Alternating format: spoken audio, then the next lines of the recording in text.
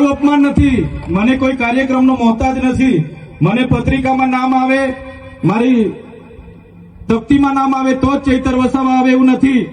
ચૈતર વસાવા નામ માટે હું નથી આવતો। મારા જનતાને મારા સરપંચે કીધું કે આટલો મોટો કાર્યક્રમ છે શિક્ષણનો, સાહેબ તમારે આવવું પડશે, એટલે મેં આવ્યો છું। અને કલેક્ટર સાહેબ તમારી જવાબદારી છે, તમે વહીવટ છો, તમે મને ફોન કરીને જણાવો ને કાર્યક્રમ છે। મંત્રી સાહેબ ગાંધીનગરથી આવે છે, કઈ તકલીફ છે અમારાથી તમને? પ્રાયતનાજી શર્માજી તકલીફ है आपको? તો કેમ ભાઈ તમે અમને જાણ નથી કરતા, કેમ આમંત્રણ નથી આપતા? તમારું વહીવટી તંત્ર હું ધંધા કરે છે ને બધું ખબર છે। હમણાં મોદી સાહેબ આવ્યા હતા, ખર્ચો થાય ભાઈ, 8-10 કરોડ રૂપિયાનો ખર્ચો થાય।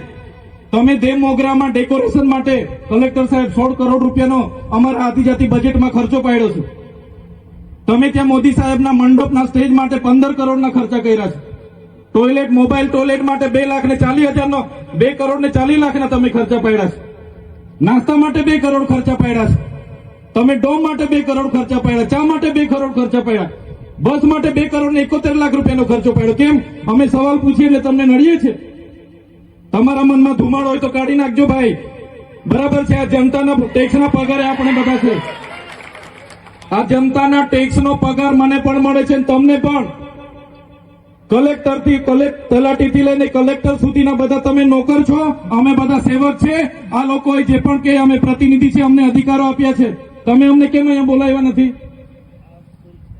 ના સાહેબ, અમારે વિદ્યાર્થીઓ સામે કેવું પડે છે, અમને કઈ તમે દર વખતે ચિકદામાં કીધું, દર વખતે આ જ પ્રશ્ન ઉભો કરો છો, દર વખતે આ જ પ્રશ્ન ઉભો કરો છો। ઓ ભાઈ, ધારાસભ્ય છું, લોકોએ મને ચૂંટ્યા છે, મને આમંત્રણ જોઈએ ભાઈ।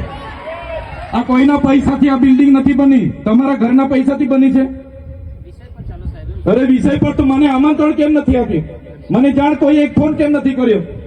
કેમ ભાઈ? અમે ધારાસભ્ય ચૂંટાયેલા છે, લોકોએ અમને અધિકાર આપ્યા છે, અમારો અવાજ તમે દબાવવાની વાત કરો છો। અમને કેમ નથી આમંત્રણ આપ્યું? તમે તમારે આમંત્રણ આપવું જોઈએ ને અમને।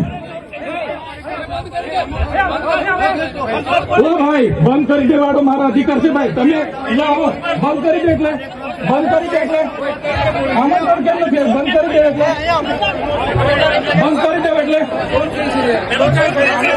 બંધ કરી દો એટલે